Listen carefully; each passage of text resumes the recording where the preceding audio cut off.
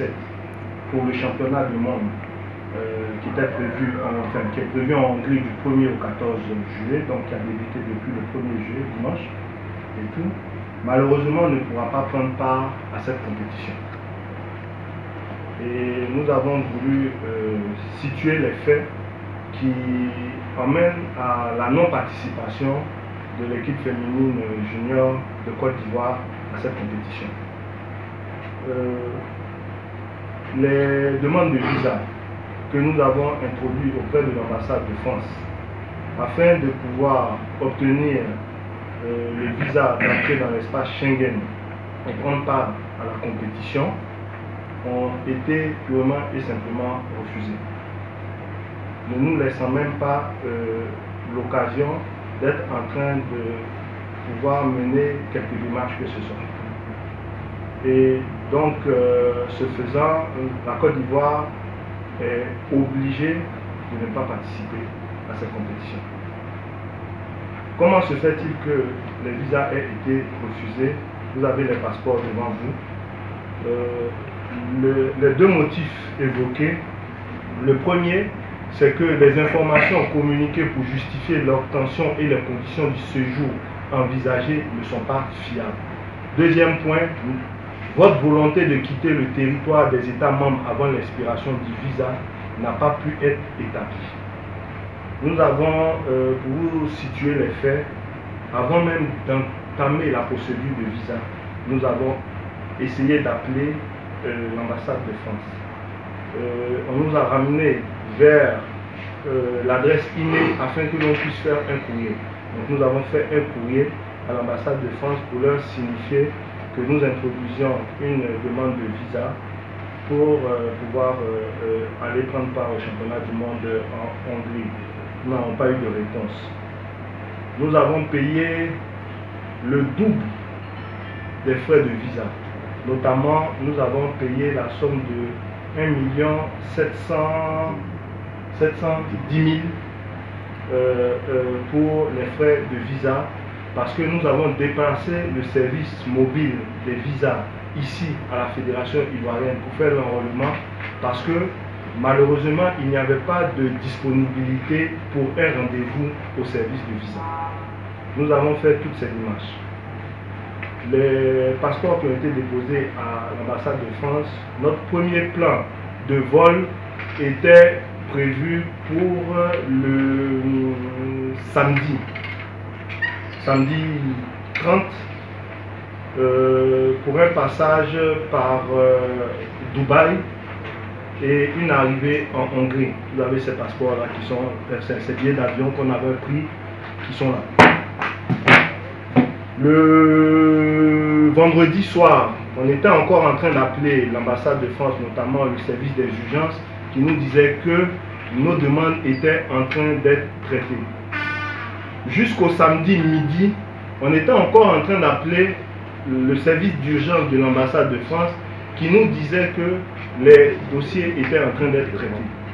À notre grande surprise, c'est à 13 h que ce même service des visas, qui nous disait qu'ils étaient conscients de la date de départ, c'est vers 13 h que ce même service d'urgence que nous ne faisons qu'appeler depuis le vendredi jusqu'au samedi 13 h nous informe que, mais monsieur, je vous dis que vos demandes sont en train d'être traitées, vous ne pouvez pas avoir les passeports avant lundi. Et pourtant, l'équipe était réunie, prête pour aller déjà à l'aéroport. On a été obligé d'écrire en urgence à la Fédération internationale pour leur poser le problème. Et donc, malheureusement, notre non-arrivée nous faisait de manière logique perdre le premier match qui était prévu pour le lundi. Mais encore, nous avions espéré pouvoir bénéficier de nos passeports le lundi, puisqu'on nous a promis d'avoir nos passeports. Et à notre grand étonnement, le lundi matin, nous sommes allés à l'ambassade de France pour essayer de leur poser le problème. On a même fait une note, puisqu'on ne nous a pas reçus, on a fait une note pour leur signifier l'urgence, parce qu'on devait avoir nos passeports pour pouvoir voyager le même jour. Nous avions changé notre plan de vol pour passer par Turkish Airlines pour repartir et on devait arriver le mardi midi au niveau de la Hongrie pour pouvoir prendre part à notre match qui était prévu pour aujourd'hui. Et nous avons à nouveau été surpris le lundi d'apprendre que tous nos visas ont été refusés pour ces motifs que je vous ai évoqués. Tous nos passeports ont été déposés avec tous les documents qui nous ont été demandés en bonne et due forme.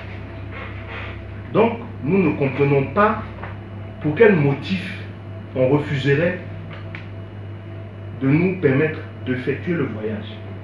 À aucun moment, notre point d'entrée est la France. Je peux bien comprendre que c'est l'espace Schengen et c'est la communauté européenne, mais je pense même que la Hongrie est encore plus regardante sur les problèmes de migration plutôt que la France. Donc, fort de cela, on a à nouveau écrit au consulat général de France pour leur signifier les problèmes. J'ai moi-même pris la peine d'appeler le consulat général. J'ai eu l'assistante du consul général. Elle m'a demandé de lui envoyer un mail. Je lui ai signifié que, avant même d'introduire nos passeports, j'avais écrit un mail pour leur signifier l'importance et la diligence qu'on leur demandait pour le traitement de nos dossiers. Elle m'a demandé d'envoyer à nouveau un mail. Je lui ai dit, mais j'ai déjà envoyé un mail. Elle m'a dit, sur quelle adresse? Je lui ai donné l'adresse. Elle m'a dit, non, prenez l'adresse. Ça, c'est l'adresse de l'assistant du consulat général. Et j'ai à nouveau fait un courrier et que j'ai transmis à cette adresse. J'ai appelé et elle m'a confirmé qu'elle avait reçu et qu'elle avait transmis le dossier au service de visa. Je lui ai dit, excusez-moi madame, si j'ai fait appel au consulat général, c'est parce que le service de visa a déjà traité nos dossiers. Et ils ont refusé de nous donner. C'est pour cela que je demande un recours et l'intervention du consul général, mais surtout en urgence, parce que nous sommes obligés de voyager forcément hier, mardi, pour pouvoir être aujourd'hui, mercredi, en Hongrie et pouvoir prendre part à notre second match. Et pour cela même, la Fédération internationale a décalé notre match qui était prévu pour 16 h ce jour au dernier match de la journée à 20 h. Mais je vous assure que toutes nos tentatives sont restées muettes. Et donc c'est le cœur meurtri que nous avons été obligés d'écrire à la Fédération internationale pour leur signifier que malgré toutes nos démarches entreprises, nous n'avons pas pu obtenir les visas qui nous permettraient de prendre part à la compétition. Et selon le règlement officiel, les 2 matchs perdus par forfait vous disqualifient d'office pour la compétition. Et là, c'est sans compter les sanctions de la Fédération internationale à venir. Le préjudice causé n'est pas uniquement un préjudice à la Côte d'Ivoire, parce que c'est l'Afrique tout entière qui perd un de ses représentants au championnat du monde. Actuellement, on est en train d'assister à la Coupe du Monde. La grande Allemagne, ancienne championne du monde, a elle été éliminée au bout de 3 matchs. Mais déjà l'hymne national allemand a retenti dans le sol russe au moins 3 fois. Nous avions un minimum de 5 matchs au cours desquels l'hymne national de la Côte d'Ivoire devait être au moins retentir en Hongrie au moins 5 fois. Mais on a été privé de cela.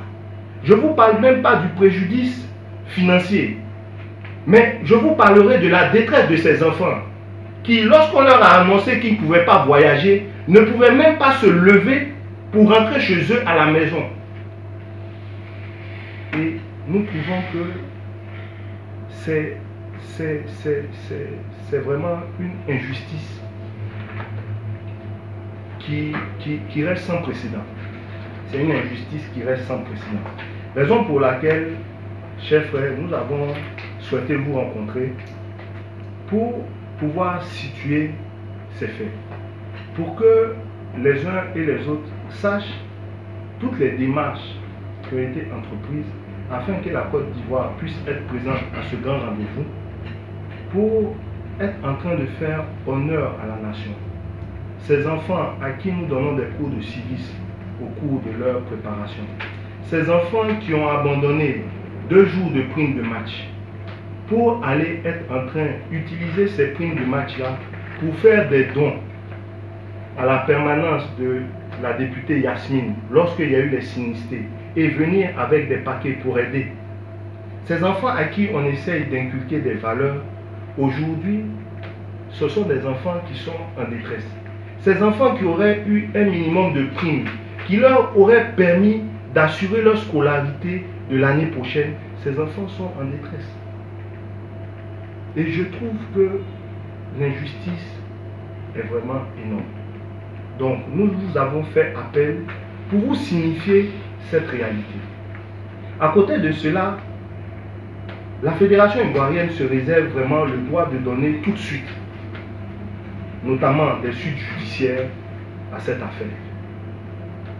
Parce que je pense que nous avons respecté tout ce que nous devions faire pour pouvoir être en train de prendre part à cet événement, mais malheureusement, le refus de nos visas, le refus de nous recevoir, le refus de nous écouter a entraîné, j'allais dire, cette situation. Je sais que l'octroi de visa, c'est un acte de souveraineté d'un État. C'est un acte de souveraineté d'un État. Donc l'ambassade de France a le droit de refuser les visas. Mais à partir du moment où l'ambassade de France a elle-même fixé des conditions d'octroi du visa objectives, des conditions qui sont censées être objectives et non subjectives, et que nous, Fédération ivoirienne, on a eu à introduire des dossiers qui remplissaient toutes les conditions d'obtention du visa, l'attribution du visa devenait un de nos droits.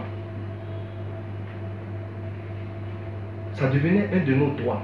Et la fédération, pardon, l'ambassade de France nous a privés de notre droit. C'est leur devoir de nous donner ce visa. Donc, je pense que je ne vais pas être plus long et je vais me soumettre à répondre à certaines préoccupations que vous pouvez avoir face à cette situation.